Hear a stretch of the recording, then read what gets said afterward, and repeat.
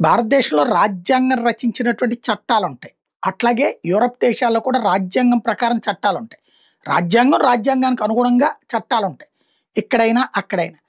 అంతే తప్పించి మత చట్టాలుండవు. అక్కడ క్రిస్టియన్ డామినేటెడ్ కంట్రీస్. అంత మాత్రం క్రైస్తవ చట్టాలేముండవు.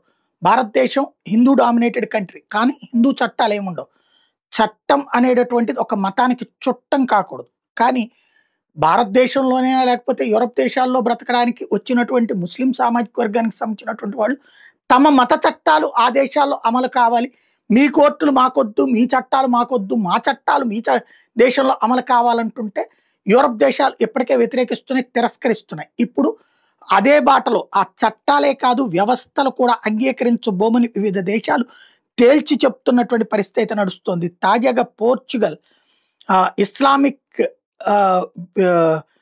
పద్ధతుల ప్రకారం ఏదైతే నడి రోడ్డు మీద ప్రార్థన మామూలుగా మసీదులో చేసుకోవచ్చు, కానీ నడి రోడ్డు మీద ప్రార్థనలు చేయడానికి నిషేధించింది. అట్లాగే అలా ఒకవేళ కనుక చేస్తే 600 పోర్చుగల్ రూపాయల పెనాల్టీని ప్రకటించింది. అట్లాగే మీరు ఇక్కడ బుర్కా కావచ్చు, ఇతర వ్యవహారాలు ఏమన్నా ధరించదలుచుకుంటే సౌదీ అరేబియా, ఆఫ్ఘనిస్తాన్ వెళ్ళిపోండి, మా దేశంలో వద్దు అంటూ అక్కడ ఉన్నటువంటి ప్రభుత్వం ప్రకటిస్తోంది.